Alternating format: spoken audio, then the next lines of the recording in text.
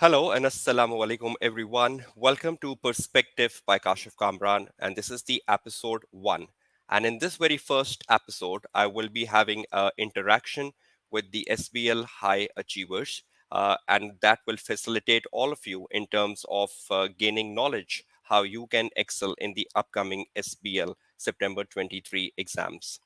I've been joined in this session, the very first one for Perspective, by two of my very outstanding students who have shown brilliant performance in the recent SBL June 23 exams. I've been joined by Ayad Jafar from India, who scored 77 marks from in SBL in the June 2023 exams. And I've been joined by Muhammad Hamad from Pakistan, who scored the same 77 marks in the June 2023 exams as well. So I welcome you both to the session and thank you so very much for joining this session for the benefit of the wider SBL students. Okay, now without wasting any time, Ayad and Hamad, I will be asking questions to you, and in between, as I get any questions from the student side, I'll keep putting that to you.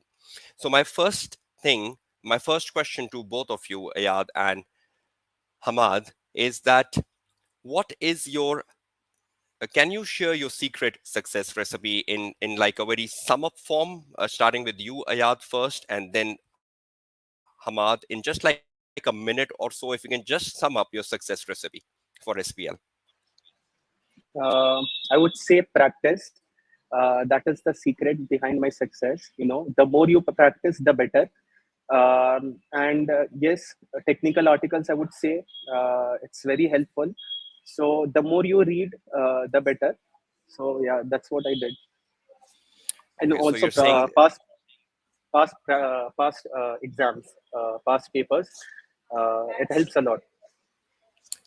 okay, so practice and the technical articles, right? And emphasizable part is the more you practice, the better you are in terms of excellence in SPL.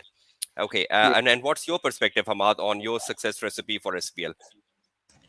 So first of all, I would like to say that my success is being delayed by 3 attempts. What I did in my last attempt, I scored really well. Is that I identified my weakness and writing the answers basically, and I think that is the most secret recipe of passing my not only passing my SBL exam but achieving this milestone as well. I think that linking to the case study and probing examples from the case study is the main secret for passing the SBL exam, because everyone can copy paste and just put out dig out the keywords from the exam. But when you are not when you are putting the examples of the so not only explaining the examples of the case study but also explaining your perspective as well in the answer. I think that matters the most. And apart from that, your webinar, like your end week webinar, really helped me like practicing and grasping those material. And you just the way you just practiced us make made us practice to write the answer in that form, like to state, explain, and comply. And to also in the comply, we also mentioned about the application of that particular requirement or something else. So I think that really helped me, and that really helped me in while attempting the exam as well. And apart from that, technicals articles are, as you suggested, I put low amount of reliance on the syllabus content area or the Kaplan BBP book, but I focused more on technical articles, and especially those articles that were published recently. So I think that is the most secret way. And your webinar at the end of the period is the good thing to revise all the main points that has to be revised at the end. Okay, thank you so much, Hamad, for that. The bottom line is what Ayad just said and what Hamad just said. It's more about practice, and again, it's more about your explanation of the material that has been given to you in the SPL case study. As rightly pointed out by Hamad, it's every one of us can do the copy paste from the case study, right? But it's more about your analysis on that copy paste as per the expectation of the requirement given by the examiner to excel in the SBL exams. I'll be putting more questions to my panel as well. I'll be taking the student questions. They've started already to come in. So I'll just be throwing them to Ayad and Hamad anytime. But just before moving to those Q&As, one very important question, because this session is being held just a week before exam. So each of the SBL student wants to know from Ayad and Hamad that a week before exam, in your case, when you were preparing for the June exams, what ideally should a student do 7 days before exams? Again, first Ayad and then Hamad. What I would say is you are 1 week away from your exam, so it's better you brush up your concepts. The models, there are like more than 20 models, or maybe a lot more than that. So keep revising that, and it's time to solve the mock which is available on the practice platform. So I guess this is the right time to solve mocks as much as you can, and focus on areas where you are lacking. Yeah, that's what I did in these last 7 days before exams. So just try to improve your weakness. Yeah. Okay. So just a quick sum up before I come to Hamad. You, Ayad just told that you need to brush up your models in these last 7 days, because there are plenty of models in SPL and plenty of theories in SPL as well. He emphasized on the need to do the mock which is available for September 23 by ACCA, and more importantly, to focus on the areas you are lacking. And each one of you is the best judge of yourself. So you can do a self analysis. What are your weak areas? And you can then improve upon that in the next 7 days ahead of your exams. Hamad, quickly, what's your perspective? What should a student should do in the last 7 days? I think grasping models and revising models is the key to the syllabus content area. But what I did, and I think that it will be a great tip while revising all the technical articles, is to just go to the Microsoft Edge and open any article, and there is an option of the Bing chat to summarize that page. So you will get an opportunity to get highlight the key features of every article. So as you have read all the articles previously, so it will give you a good opportunity in order to revise all those articles in just couple of 2 hours. So what Bing chat does, Bing chat highlight all the key points of the articles. You can also take a printout, or you can just keep on revising on some point of time in just 7 days. And after all, the mock exam and the debrief sessions, from the ACCA as well, which are available on the YouTube for the mock exams as well, and also the debrief session of the Sarkashif Kamran like really helped in analyzing the mock that we have attempted, and also the past examiner comments if you have read previously. So you just need to revise that what weaknesses and was mistakes was mentioned in the past examiner reports. So it really helped me in the week before exam to acing this SBL. Okay, that's great. So again, Hamad is having the same concept of 7 days before exams model, brushing up the models. He emphasized on that as well. He also emphasized on the need to summarize the technical articles so that you get the best points from the technical articles, and he suggested the way how to do about that. So that was wonderful. And then again, he emphasized on the need for the mock exam and the debrief, if available, from the tutor for September 23 exam. So this is the summary from both Ayad and Hamad in terms of how you should go down preparing in the last 7 days. Okay, just let me check if there is any question from the student, which, okay, there is a question from a student, and the student name is Emmanuel, and he's asking, what are the do's and don'ts of SPL in exams? If any one of you or both of you wants to highlight the do's and don'ts of SPL exams. Uh, for do's, I would say try to link your answer as much as you can with the case. I mean, that is the key Hmm. to gain marks. And don't will be obviously don't just copy paste from the case. That's what I learned, because if you just copy paste the information given in the case, you're not going to gain any marks from it. And planning before the exam, that is also very important. As we had 4 hours of exam, I remember giving 1 hour to planning, so that is also very important. Read the case and extract as much as information you can. um, before attempting the paper. Yeah. I think that Okay, that's great. So you're emphasizing on planning as a do because you believe. Yeah, sure. Just 1 second, Hamad. I think what Ayad just emphasized was planning. Planning is the key, and the first 1 hour, because they've given paper in June, right? So that was a bit different format. You had 4 hours. I'll just be coming to the new format of the paper as well. So planning still holds the key, whether you're giving exams in June and September, and linking the answer to the case is the second do from Ayad, and the don't is don't just copy paste. Alone copy paste will not give you success in SBL. It's about your perspective or analysis to the points given by the examiner in the case study.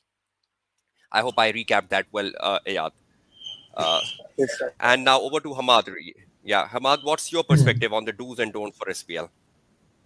my do's on the SBL is that just to have a good grip on your nerves. Like even if you don't understand any kind of question in exam, you just don't need to stick over it. Instead, you just go ahead and try to attempt it at the last. And what I really suggest is that try to read the question with the professional marks question that also mentioned, because some of the requirement is mentioned in the professional marks section as well, where the professional marks is suggested, and also the background information that is available in the task, because it is equally important. Because what we used to do while attempting the paper is that we just copy paste whole of the information available in the task in the word processor, and we do not copy the background information and the professional marks information, because most of the students do like that.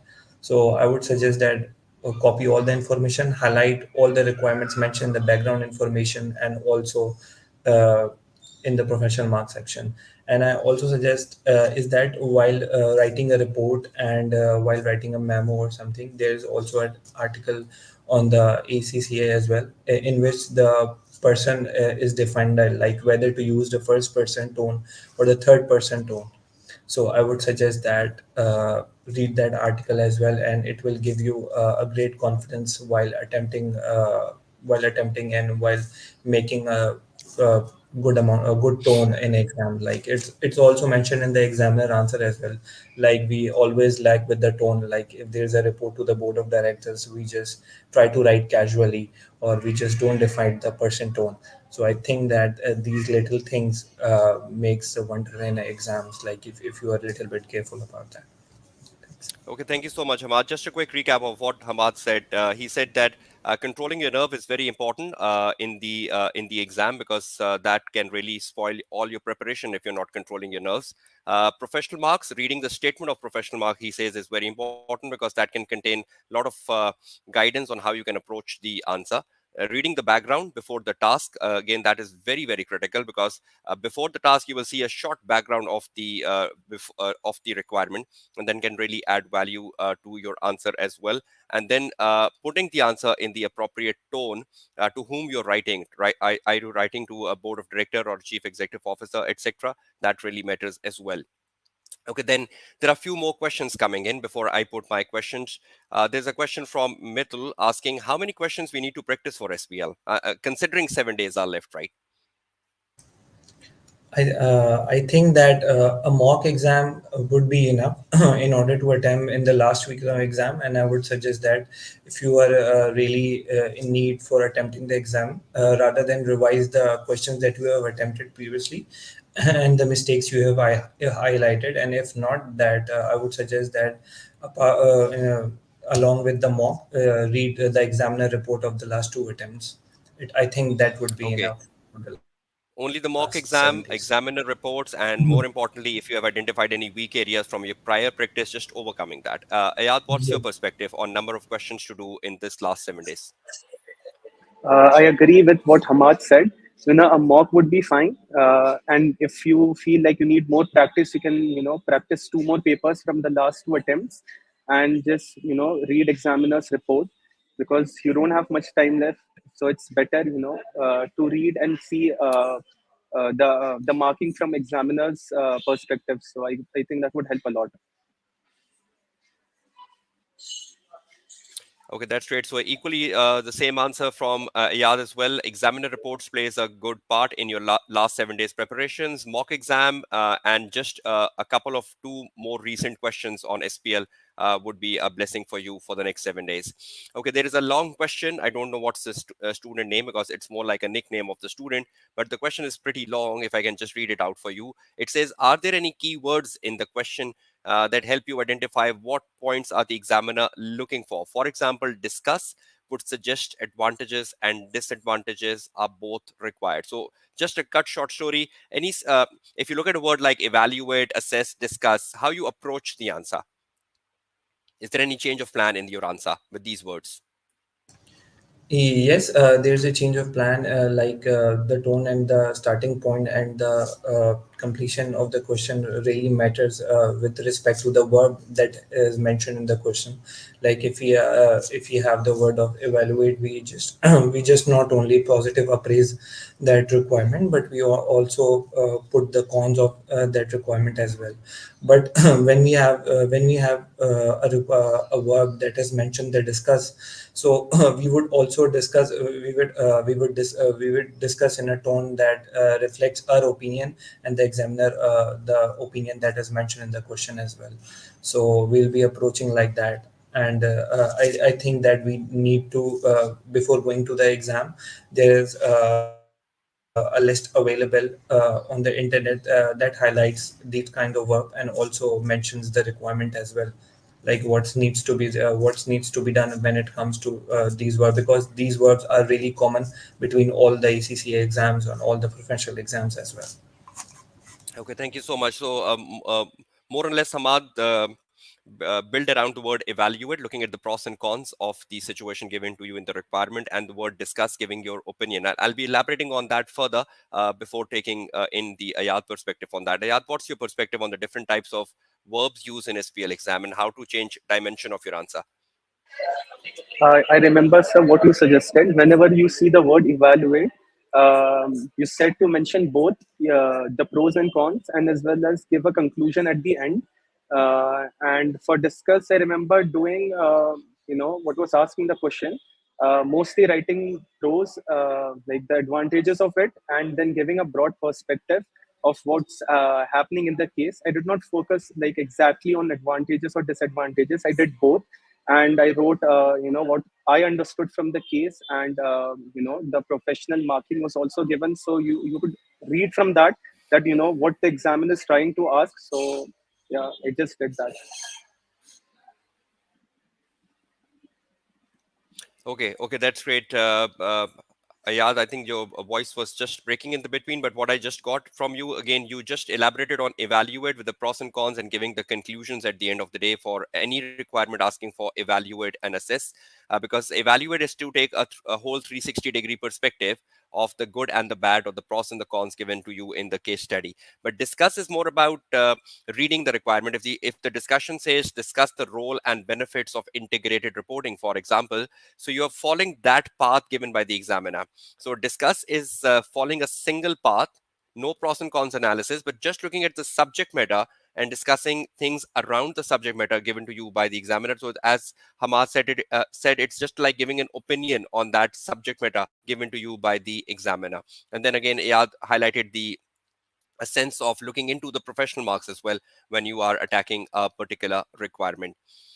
Okay, then another question from Emmanuel before I get to my questions as well. Can they mention the article on the tone again? So I think Hamad, you mentioned that article on the tone. He's asking that, can you refer to that article on tone again? Is there any article available on in SPL about how to tone your answer? The Yes, sir. first person, third person? Yes, sir. There's an article on the tone is available. I would share that article in your group as well, on the SBL, in which the multiple reports are mentioned, and the format is also mentioned in that report. Like how would you address that? How would you address to the respective users of the requirement, and also how are you going to conclude the users on the requirement. So there's a professional marks Sure. article. I'll going to share it in your group, inshallah. Sure. As Hamad shared with me, I'll be putting the link of that article in the response to you, Emmanuel, once this session comes to an end. So don't worry about it. You will be getting across the link, sure.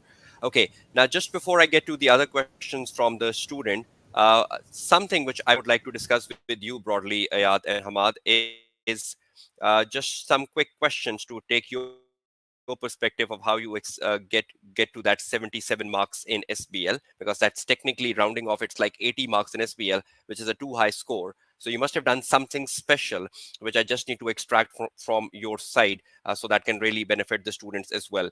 The very first important thing is, give me your perspective on this.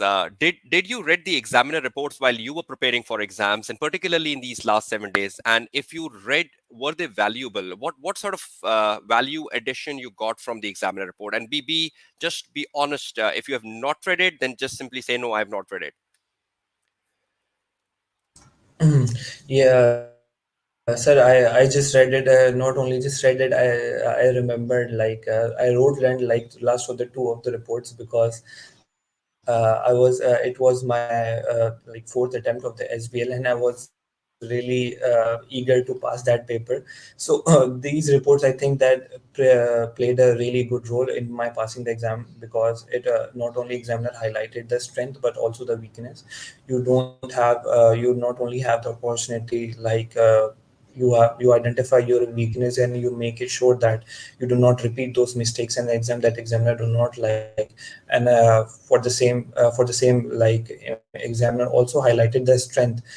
So if you're going to repeat those strengths in an exam, we're going to excel in that SBL exam. Because already working with a farm, so I was not getting a lot of time, like doing SBL and practicing a lot. But these examiner report really helped me in providing a good amount of success in the exam. Okay, fine. So according to Hamad, it was indeed valuable, right? Because you're looking at the criticism of the examiner that really helps you on the day of exam when you're writing the answer. Ayad, what's your perspective on how valuable examiner reports are? I think reading examiner's report is a must. I mean, it shows, the weaker candidate and the stronger candidate. The examiner reports, basically it shows what to write and what not to write, and how much to write to gain a mark. So I guess it's very valuable. It actually helped me a lot. I read last three examiners report, and after that I started writing the way it was mentioned in that. For example, for 2 marks you don't have to write a complete uh, 6 to 7 lines. It was like just for 2 marks you can write 3 to 4 sentences. So it helps you, to understand what is the exam approach you have to take, and how much is required for certain number of marks. So what I would say is it's a must, and you can read at least two examiners report right before the exam. Okay, so again, Ayaz is also emphasizing on the sense of reading the examiner reports, at least 2 to 3 of them before exam, because they really add value to your exam answer. Because you're not just getting the criticism, you're also getting suggestions from examiner. You're also getting some advices from examiner. He's not just criticizing you all across the examiner report. He's also telling you this is what you can do in future exams. So a lot of tips also come from examiner, which are really helpful on the day of exam to improve your answers and prospects of passing the SBL exam. Okay, then another thing is that, for example, while you were sitting for the June 23 exams, both of you, what if you don't know something at the first place? You read a task and it was just not understandable at the first go. What should be done by a student at that point in time? Or you faced a problem like such in your June exam when you didn't understand a requirement at the first go? Yeah, if you can start first and then followed by Hamad. uh, Yes, actually, there was one requirement, and it was the first task. It was about cultural web model, I guess. And when I read the requirement, I didn't know what had to be done in this requirement. So what I did was I did not waste any time. I skipped it and I did what I knew. And then when I was done with the paper, I came back and then I attempted it. I broke down the requirement and I tried, to understand it, what the examiner is trying to ask in this, and then I went on the case. I read if there is any information related to this, and then when I read the case, at the end I found that there was certain information related to this. So yeah, it helped me. So what you can do is, if you don't know something, just let it be. You can leave that and you can come back later when you're done with the entire paper, or when you have some time at the end. Just don't ruin your the remaining paper just because you don't know something. So yeah, that's what I would suggest. Yes, again, that's like the perfect approach, right? That if you don't know anything, just move on and come back to it later when once you've done the entire set of paper, so you can spend time on something you don't know in a more productive manner. At least you will find something out. Otherwise, you will be spoiling your rest of the paper as well. Hamad, your perspective on what just Ayad said.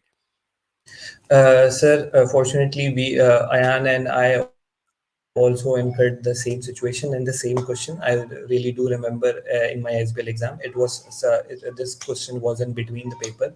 So I had remembered the few of the points of the culture paradigm, but I didn't freak out because it was not recalling in my point like the headings that we have mentioned, like routine and rituals and leadership, and we just need to mention like a few of the headings in order to analyze the culture.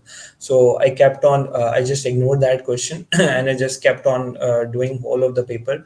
And at the end of the paper, after attempting all of the paper, I just came back to that, and then I attempted that paper by putting all the things and in exam. And what I suggest is the more that, and what I like in all my professional exams, I think that the keyboard you are having while attempting the exam is really important, and it really plays a wonder for me. Like the intensity of the way you type in the exam, it really matters a lot, because in my last SBL exam, I was not comfortable with the keyboard. So whenever I just recently also gave the IELTS exam as well. So when I enter into the exam, I just first check my keyboard and I just put my fingers on that keyboard, and I ask the coordinator over there is just to give me another keyboard, because it is bent like that. I wanted a keyboard like little bit like that, so the intensity of my fingers worked really well on that. So it really helped me. I got the good keyboard. It really helped me like typing the answers, and I didn't panic about the keyboard and about the mouse. It was working really well. So I just saved a little bit of time, like working smoothly and working comfortably. So then I didn't panic in the end of my last question. So I had a good amount of time and invested that culture question, and it really gave me a good success. And I think that that keyboard, and also I would suggest that there's a main problem while attempting the SBL exam. Sometimes what happens that while pressing the backspace, we just mistakenly press the insert button or like lock button. So what happens is that all of the when you do backspace and when you write the answers, your preceding words gets deleted.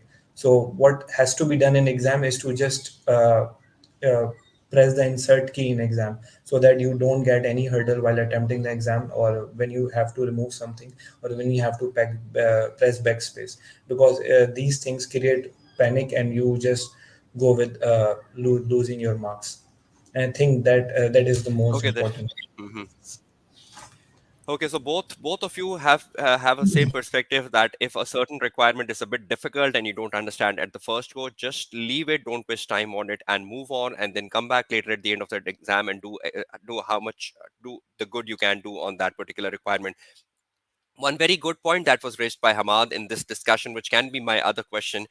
This is very of a very logical problem students face in a computer-based exams in ACCA. The technical glitches or the hardware that is available to you on the day of exam, because sometimes a student complains that the keys of the hardboard is very hard, and that really affects your typing speed on the day of exam. And probably you're looking for a blend of hard and soft. Somewhere in the middle the key should be, for you to put in the right speed for the exam. Does speed matter, and does the keyboard plays a very crucial part in the speed building process of your SPL paper? Ayat, first you, and then Hamad. Speed definitely Have you matters. You should definitely have a decent typing speed. because there's a lot to type, and if if you type slow, or if you don't have a decent typing speed, I think I feel like you won't be able to finish the paper on time. The advantage I had was that I have like fast typing speed, I would say, because I was into gaming as a kid, so I never faced this Hmm. issue. And the keyboard thing, I remember once it happened to me. It was SBR, I guess. The keyboard was not working. It was very stiff, and I remember asking the invigilator to change it. And what she replied was, she said, "This is the keyboard you're going to get, and if you want to write the exam, continue, or if you want to change the keyboard, just leave the center." So I had no other option, just sit and finish the paper on time. So yeah, it does create that sense of nervousness if the keyboard is not working properly, or if the keys are too hard.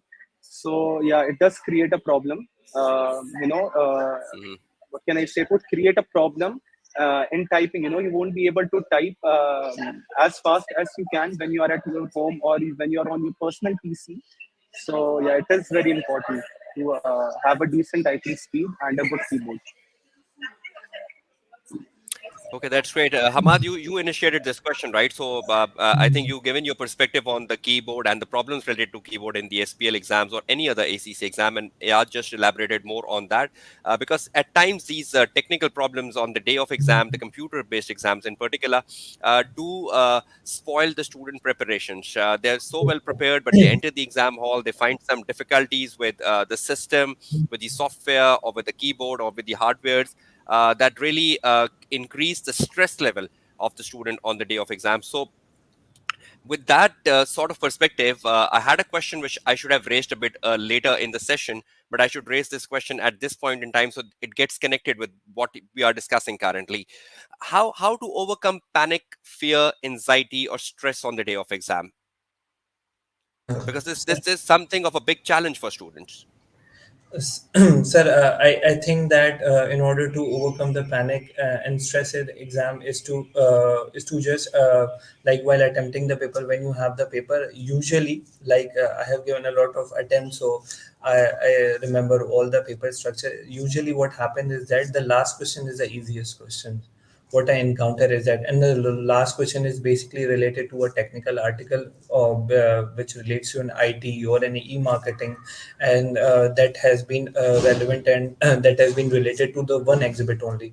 So I would suggest that if you get panic, in order to have less stress in exam, I would suggest is to attempt the last question, or is to attempt that question, whichever you think is your strength, and whichever you think that it's a straight question. You just need to put relevance of your exhibit, and you just to write, and you will do in a very short period of time. So I think that when you have a time, you have a less amount of stress.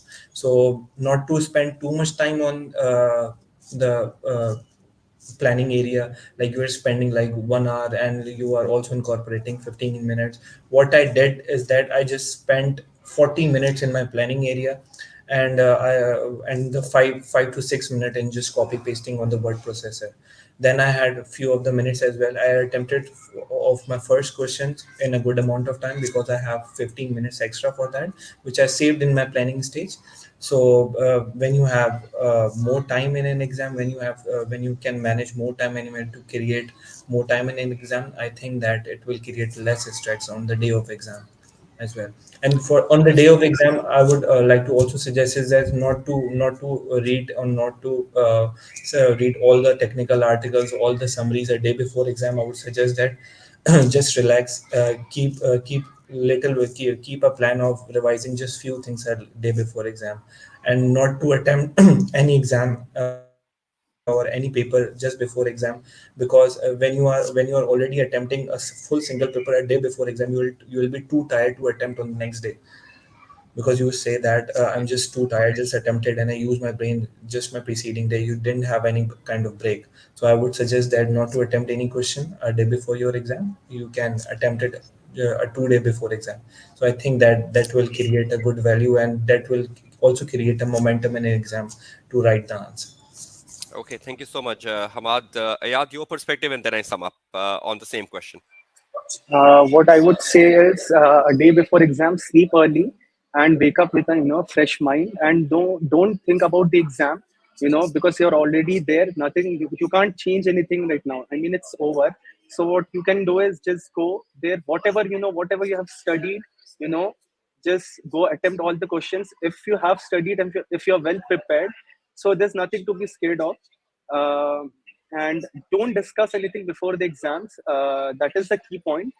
Because I've seen people, discussing before the exams, and then if they don't know a certain thing or certain area, they start panicking. So that is a big no. Just don't do that, because the time is already over. You had plenty of time before exams. So whatever Okay. whatever you have prepared, just go do it. And if you fail, there's always a next time. So yeah, that's my suggestion. Okay, fine. So both of you are having the same suggestions that a day before exam, you should not be putting time on studies. Just keep yourself relaxed because your mind needs to work on the day of exam as well. If your mind is exhausted and too much exhausted, it will not be working at the optimum level on the day of exam. So 24 hours before exams, relaxing yourself is the key. And more importantly, on the day of exam when you're taking if you're taking the wise decisions on the day of exam, I think you can overcome your panic, fear and anxiety. A lot of time the student take the wrong decision, as Hamad just highlighted, that the order of the task is also very important. If some task is easier, you can start it with first and then you can go to the other task as well. So that sort of decisions can also help you overcome your panic and fear. If you start with a difficult task first, probably you are increasing your stress level at the very early times of your exam total time, and would create problems for you ahead. Okay, another perspective on the same scenario, uh, which I would like to ask all of you. We have discussed in the session today, Ayad and Hamad, that the good answer in SBL is what both of you highlighted is the one which connects to the case. And definitely, you all also highlighted that the reading and planning time is also important. Reading the requirements is very important. It's not just alone the copy paste which helps you pass the paper. It's more about your analysis on that. You even had a discussion on the verbs like evaluate and discuss, so on and so forth. So we had some scattered discussions on a good answer in SBL. But just to sum up, in like a minute for both of you, Ayad and Hamad, uh, what exactly would be a best definition of a good answer in SBL? Starting with you, Ayad, first. You have a minute to speak on that. And I just want a very good looking definition of a good answer in SBL.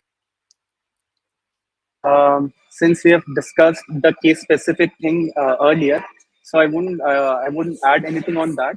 What for our answer to be good, I think um, emphasize on what's being asked. That is the first thing I would say. Like evaluate, discuss. Consider that. And second would be check the marks. For example, you have 6 marks for a question. Don't waste your time writing 8 points, or more than that. If it's for 6 marks, you have to write three well constructed points.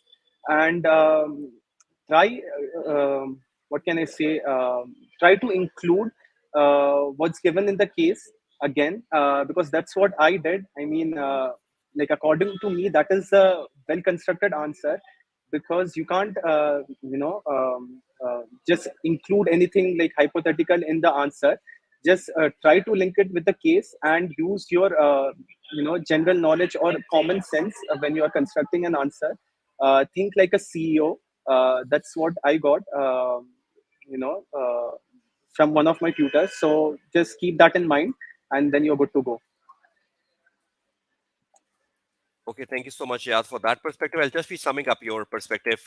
Just let me take the Hamad perspective and then I sum up both of you together. Hamad, your 1 minute starts now.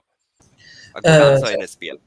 So I would suggest that please do provide a good focus on your point. Like if there's a well developed point, and if that point makes sense with respect to linking to the case study, your explanation, and to the requirement that is mentioned in the question.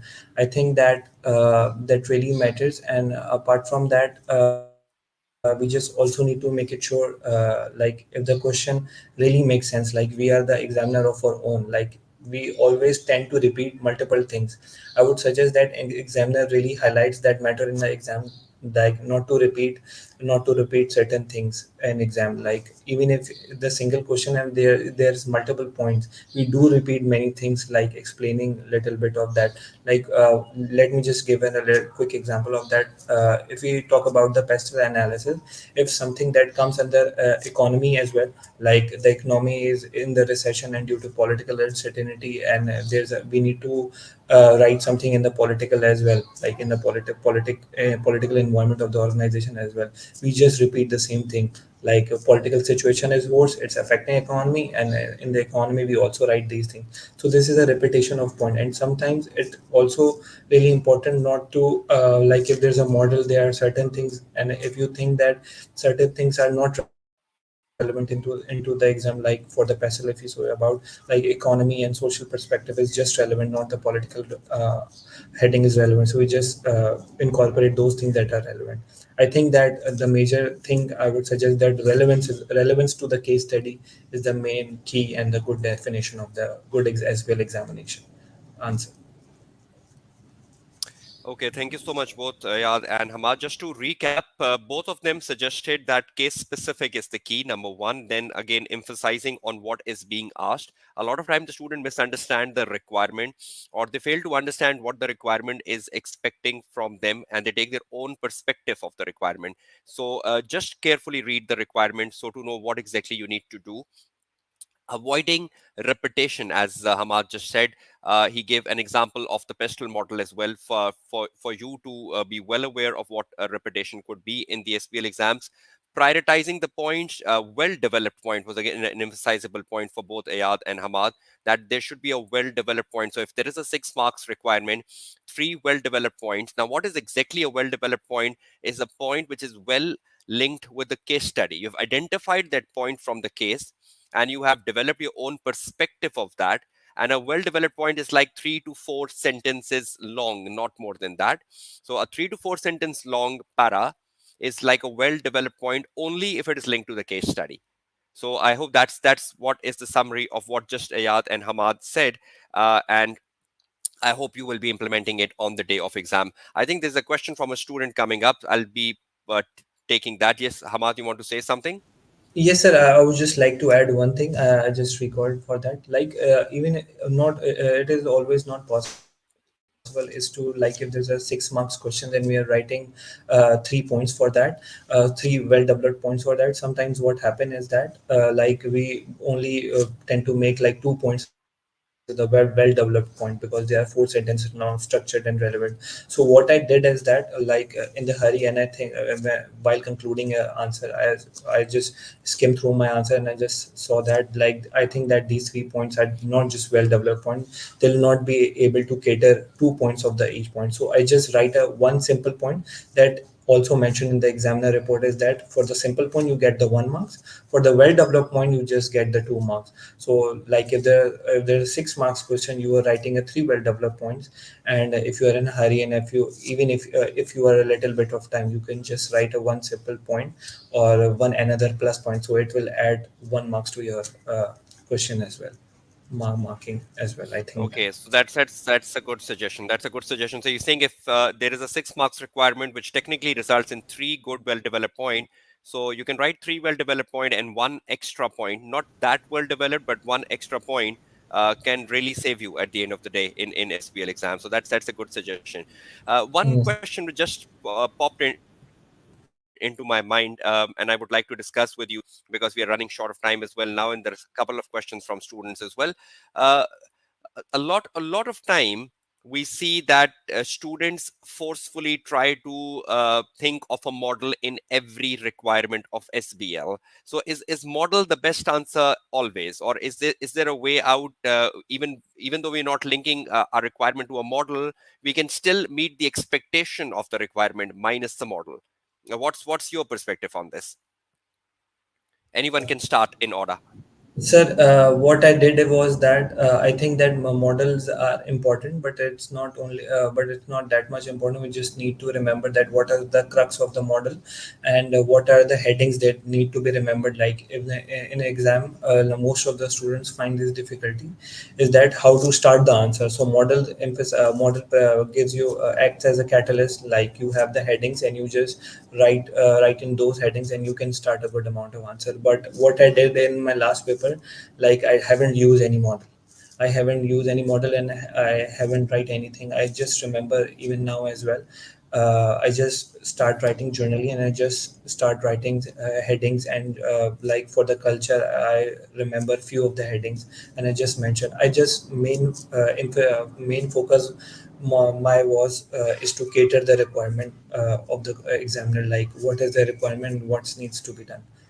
And I think that Okay, so yeah, and I think that the strategic business leadership exam also tell us like is to remain leader and is to lead it from the front. Like it is not confined to any like constraints about that like only to have models. Or I think that examiner likes that, like if you add something that is in the model, but you also I remember there's a question about the culture, so I didn't remember like all of the heading, so I just named any heading. I remember the perspective and the crux of the model that can be analyzed in the culture. So I just wrote anything, like anything that is relevant. So I think that model is not a really good answer, but it really helps you cruxing the paper. And it's a good way to start the paper, but do not need to stuck over it. Yeah. okay, fine, fine. So just got your perspective, Hamad, on model is the best answer or is not the best answer. I'll just sum up that. Ayad, your perspective on is model the best answer always? Well, I completely agree with what Hamad said. Model is definitely not always the best answer because I remember it reading somewhere. I guess it was in examiner's report or examiner's answer that you can also write an answer. You don't have to, specifically insert a model in that. And I remember not using any model in my exam, but also it has its advantages because if you know a model, then you can easily construct an answer using those headings, but a model does not fit in every answer. So yeah, it's definitely not the best way to answer, but if you know, okay, fine, you can use it. But if you don't know, you can still construct an answer without using a model. So just don't emphasize on that, or don't feel that in order to score marks you have to use a model. No, it's definitely not true. You can still construct a very good answer without using a model, because that's what I did. I remember the same for the cultural web question which I had in my exam.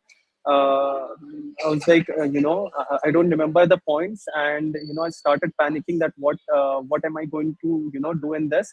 But then when I read the case, I found so many useful information given in that, so that's how I constructed my answer.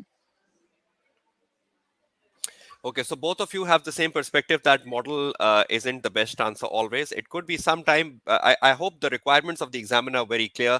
Sometime you read through the examiner requirement and you immediately or spontaneously pick up the model. You should not be wasting time forcefully thinking of a model in every task or in every part of the task. I remember a question, I don't know the exam sitting, but there was a question asking for the key factors which enabled Highlight to be successful in the home country of D-Land. Now, the key factors in the home country of D-Land, that was specifically a Porter Diamond model. But even if a question like such, the student didn't pick the Porter Diamond and he just picked the key factors which made Highlight successful in D-Land from the case study. And you emphasize on those key factors which make Highlight successful. Even without a model, your answer is perfect. So it's not about that model will always help you pass the SBL paper. You can do the answer without the model, but the better part, it should be blended with the case study. You should meet the expectation of the requirement. A lot of times the students forcefully run after models, which should not be the case, as just highlighted by Ayad and Hamad. Okay, there is a question from a student, though you have answered it. If you want to emphasize on that, it's fine. Otherwise, we can just move on looking at this question. The question is from Abdul Kadir. We have got last 10 days for exams, so any recommendations for that? Even though you both covered it, If you can just want to quickly recap on that, just in like 10 seconds, a quick recap, Ayad, and Hamad, not just emphasizing on it because you've already done it. Uh, you can practice the mock exam. That's what I would say, and you can read the technical articles and also the examiner's report in these last 10 days. And you can do a self-analysis check. You can see where you are lacking or what are your weaknesses, and focus on that. Because the time is over. You don't have time to start practicing multiple past papers. It's better if you practice 2 to 3 past papers in these last 10 days. That's what I would suggest. And yeah, technical articles again is very important. So read articles, examiners report, and 2 to 3 past papers. If you do all this, you're good to go. Okay, so thank you so much, Ayad, for that quick recap. I hope, Abdul Qadir, you got your answer for what to do in the last 10 days. Hamad, your perspective quickly on what Abdul Qadir should do in the last 10 days ahead of exams. Sir, I would suggest that just go through the mock exams and the debrief sessions by your tutor, and the debrief sessions available for the mock exam on the ACCA YouTube channel as well. And also, not to forget examiner reports. Just attempt that paper, highlight your mistakes, and also make it sure that where do you stand in your examiner report when it comes to the strengths or of the weakness, and just identify those and mitigate those, and assure your success in exam. Okay, thank you so much, Ahmad. So it's again down to the practice, more likely the practice of the mock exam ahead of your exams as well. Knowing the changes which are coming your way for September 23, because since June to September, there are big changes planned for SBL. So I hope you're all aware of those changes as well. I've already put a lot of material on that on my YouTube and Facebook pages, so you can catch on that as well. Just a quick recap, as both of them were mentioning articles, and emphasizable part was to focus on articles. Just for all of you appearing for the September 23 exams, there is a new article update. And this time, the new article update is not uploaded under technology area. We have seen examiner emphasizing a lot of technology in the up to the June 23 exams. 3 articles came under technology, but this time it's under the syllabus area H. I have already put an alert for that a couple of days ago. I hope you all captured that. The article is by the name of Project Documentation, Roles and Responsibility. It's covering one of a very important model you have in SBL known as Project Initiation Document, the responsibility of a project manager or a project sponsor, and the roles of the project sponsor and the project manager. So please ensure you cover it up. It could be possible that you get a question around project management in the upcoming exam setting. So that's a sort of an alert. Okay, just before we come to the concluding part of this session in the next 10 minutes, there is a question from Ali Abbas Rupani asking, sir, since we are now shifting to a 3 hour and 15 minutes exam model, it will be a change on the planning perspective. Can you throw some light on that? Ali Abbas, I just put a session on that yesterday on YouTube. I hope you've catched on that. 3 hours and 15 minutes is a pretty simple mechanism. You have in total 195 minutes, just like any other paper at the strategic level, and you have 100 marks to focus on, irrespective technical or professional. So 195 minutes divided by 100 marks is equal to 1.95 minutes per mark. And now suppose you're looking at a task 1 in SBL, and the task 1 is like 40 marks. So 40 marks multiplied by 1.95, I think roughly comes to like 78 minutes. So 78 minutes is the total time for the task 1 now. Now, of that 78 minutes, 1/4 of the time you have to give on reading and planning. So I think 1/4 of 78 minutes should roughly be like 20 minutes, rounding off. So 20 minutes you put on reading and planning for the task 1, and the remaining 58 minutes you give on writing the answer. So 1.95 minutes per mark is the rule to follow from September, and ensuring that 1/4 of the time is to be spent on reading and planning, and 3/4 is to be spent on writing the answer. You still have a reading to do beside the pre-scene, because you will still have exhibits in your real exam apart from pre-scene. So it's not like you're not reading anything because you've just done through the pre-scene model. No, apart from pre-scene, you will still have exhibits in the real exam which you have to read through, but the exhibits have come down to three just. So 3 exhibits to read, not more than that, 3 to 4, sorry. The number of tasks will come down to three, definite three, no more than three tasks in the SBL paper now. So it's quite student friendly paper with less readings, but still the emphasizable part would be reading and planning in the exams. You can catch on the video for more effective guidance. Okay, one of the last questions I would like to ask both of you before we wrap up the session. We didn't discuss anything around the very important element of SPL, which is basically the professional marks. And just want to hear your perspective, both Ayad and Hamad, how to excel on professional skill mark. What exactly you used to do when you look at that professional mark statement under every requirement in SPL, or almost every requirement in SPL? Any breakthrough, anything the student can do, any summary, any shortcut, any tips on that? Sir, as your webinars, like I used to watch a lot of times your webinars again and again. So you usually highlight like to read the requirement with the professional marks, and here in SBL, what is different from other papers as well. Like in other paper, the professional marks is just mentioned. It's just you need to have those professional marks in exams. But what is in SBL is that SBL also tells us to use professional marks, and that in this direction it's also mentioned in the professional requirement as well. Like is to assess the, like if you talk about the evaluate of the advantages and disadvantages, and you'll get professional marks for positively appraising the advantage, and also if there's a disadvantage as well. So I think that professional marks really matter, and we just need to straight a direction about what keywords can be used in a professional marks. Like in the professional skepticism, like we just need to probe, investigate. There are like in the technical article of the professional marks also mentioned, and you have also told us in your like in the tuition time, you also tell them like if the professional marks is there, we just need to probe, investigate, we challenge the information. And when it comes to like communication, we just need to mention a good report content, or the tone of the marks is also relevant at there. And for the evaluation and for the analysis Okay. is the same. Like just need to have a good emphasis on the professional marks. Like Okay, thank you so much, even Hamad. after Ayad. completing all, yeah, like I would Sure, like sure, to add continue. something like when you are done with writing your answer, you can just you depute a 1 minute or 1 to 2 minutes in order to see that whether you have input all the professional marks and professional requirement as well. So you just make it sure, like if there's some things that relates to commercial acumen, you just need to see that whether you have related it with the external environment or external perspective, or if the professional skepticism marks is there. So we just need to see in our answer while concluding it, like if you have placed something that is challenging and that is probing, we are not accepting what is mentioned in the exam. So it really helped me like deputing 1 to 2 marks just after my exam, in order to lose that, in order to refrain from losing that marks.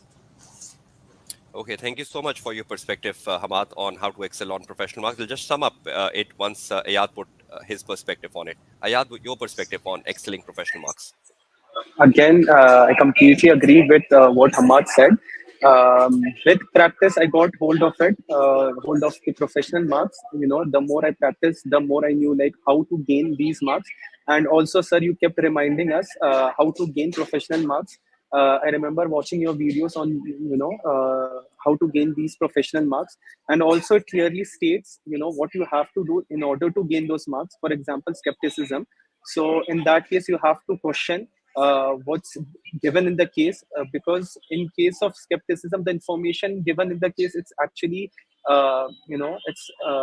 it's not true, or it's far from being true. So I remember watching your videos and keeping these things in mind, that in order to achieve professional marks, read what's being asked in that, because after the requirement, the actual requirement, there's also requirement under these for professional marks. It could be for 3 marks or 4 marks.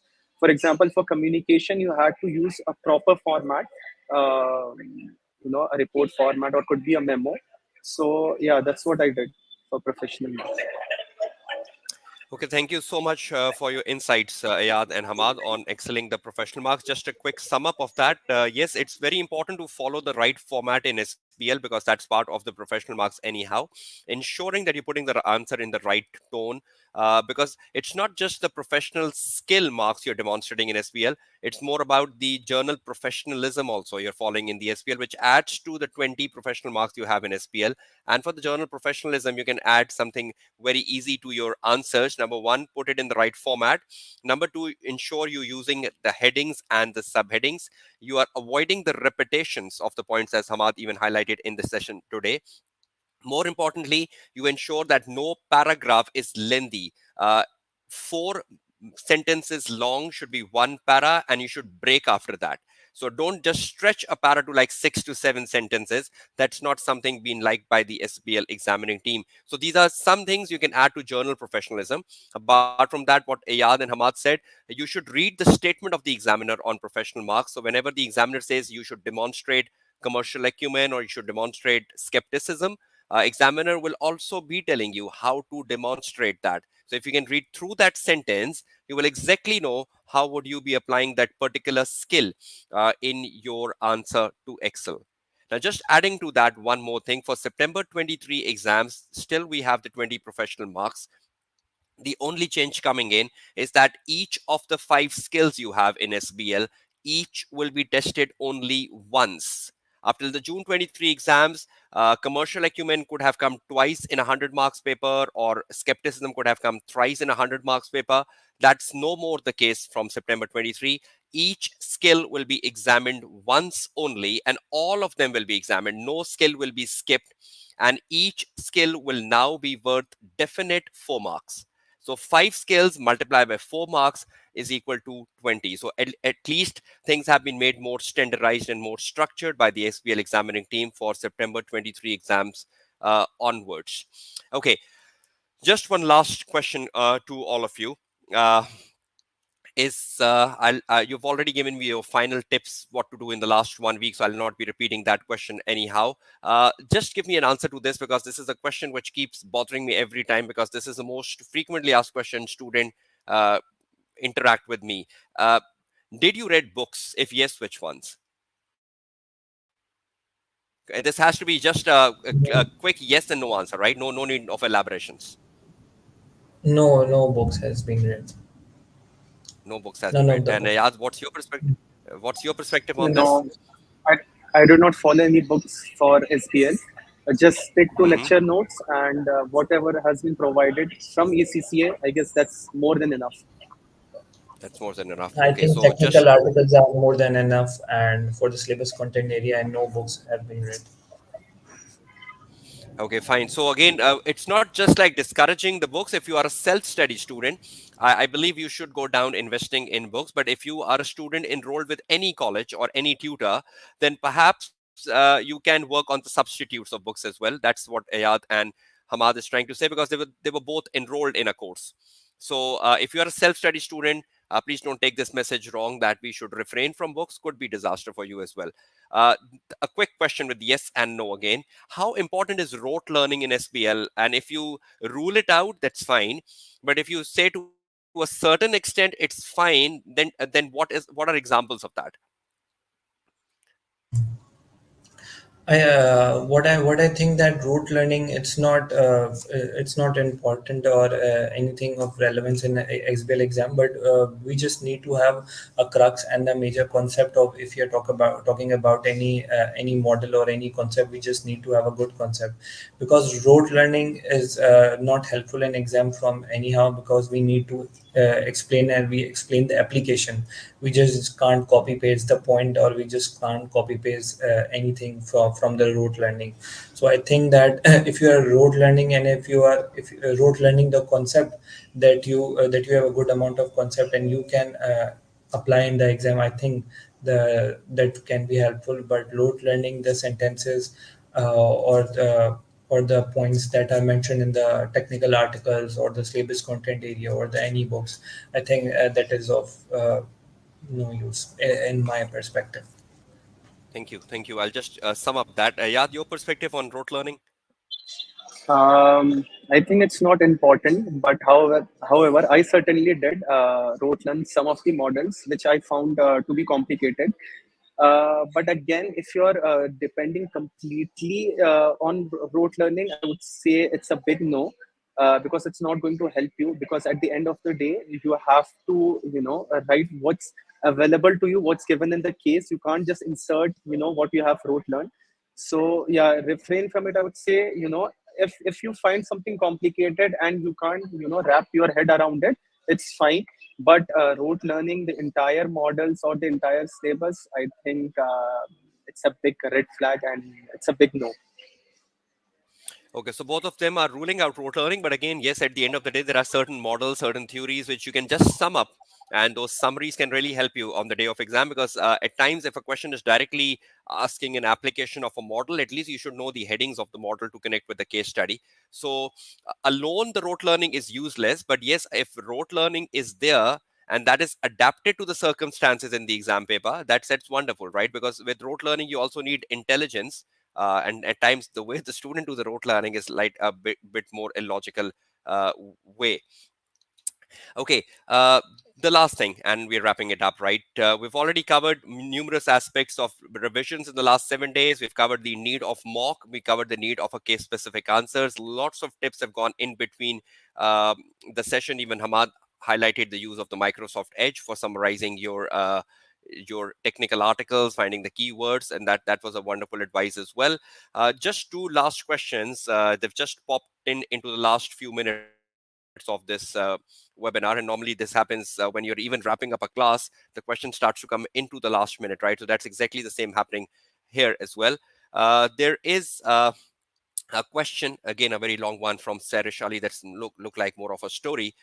So earlier we used to bring all requirements on one word sheet and plan the answers accordingly by reading the exhibits and simultaneously putting the relevant points to the relevant questions. But now we will be having three exhibits, so it will be difficult to plan the answer in less time.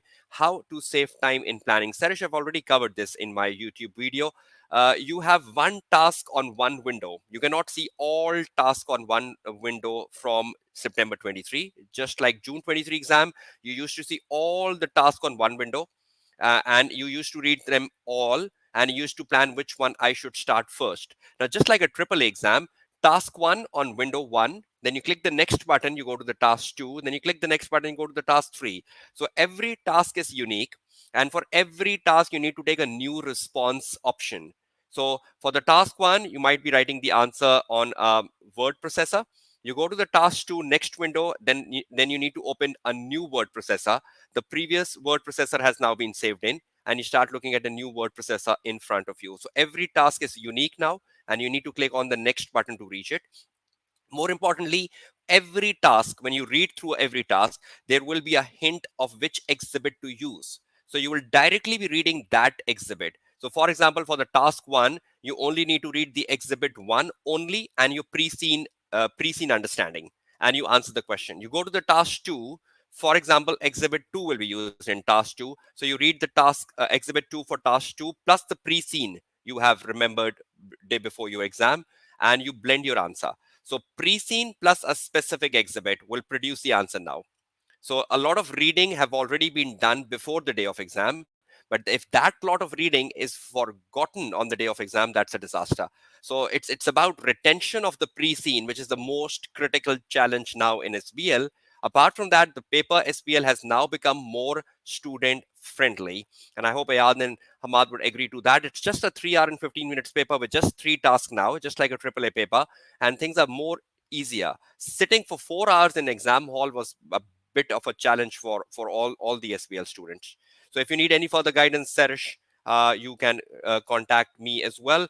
So it means each exhibit will be unique, right? Yes, each exhibit will be unique. There will be no interconnectivity between each exhibit. I've already covered that in my webinars, but again, that webinars are only for my paid students. I'm not putting any content this time on my YouTube channel. Uh, Abdul Faraz, can we use simple plain English to answer the SBL questions? Quick answers, Ayad and Hamad. What does plain simple English means? I think that simple English would mean that it conveys the requirement of the examiner answer, and I think that examiner also suggested somewhere in their article or in some examiner report is to this is not an exam of the English paper, and it is an exam of strategic business leader. You just need to have a good amount of English that can be understood and that is relevant. So I think that plain simple English can plays a equal role, but I think that try to use those words that is used in the examiner comments and the examiner suggested answers. Like one of the good keyword I remember, like robust, and robust is one of the keyword that examiner use multiple times. So when you tend your answer into the examiner tone, like it really helpful, and examiner also feels relevant for that. But we just Okay. don't need to practice it alongside something else. When we just start reading examiner comments and suggested answers, we'll be used to it, like writing in such a way. Okay. Yeah, your perspective on what does plain simple English means? Using plain simple English got me 77, so it's obvious you can use it. But there are certain jargons. If you use them, your answer might look better. So you can, yeah, obviously you can use simple plain English. At least that's what I did. So you don't have to be using what can I say, advanced English to get marks in SBL. It's nothing like that. You can definitely use simple plain English. Okay, yes, definitely.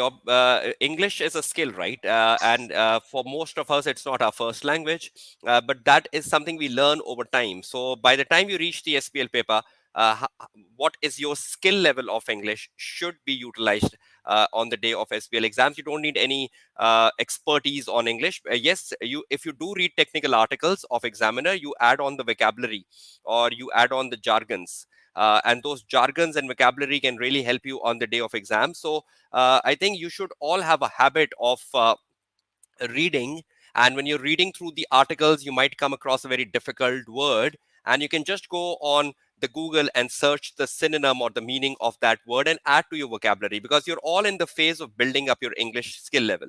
So till the SPL exam, whatever English skill level you have, just produce that. ACC is an international qualification, so English doesn't matter a lot in your passing and failing. You should communicate yourself to your marker, and if you're able to communicate yourself to your marker, that is the English which is required in SPL to pass. I hope, Abdul Faraz, you are clear with the answers from Ayad and Hamad, and just adding on to that my own perspective. Okay, I think that ends the Q&A sessions. No further questions coming in. So I just want to thank all of you coming here in this session, Ayad and Hamad, for taking your time out. It was very good talking to you, taking your perspective on how you can excel in SPL. I hope the students will greatly benefit from your perspective on excelling SPL and making the yardstick of 77 for the upcoming September 2023 exams, or even more than 77, because you have set a threshold of 77. Let's see who meets or who breaks this threshold of 77 in September 2023 exams. Once again, thank you so much taking your time out coming in. And if any one of you wants to know the changes in SPL effective September 2023, there will be a whole 1 hour session coming tomorrow on Facebook Live. So tune into that to know more about the changes and to reinforce the changes ahead of your SPL September 2023 exams. Thank you so much, Ayad and Hamad, and Thank you, sir. wish you all the very best for your future goals and objectives you have set for your life.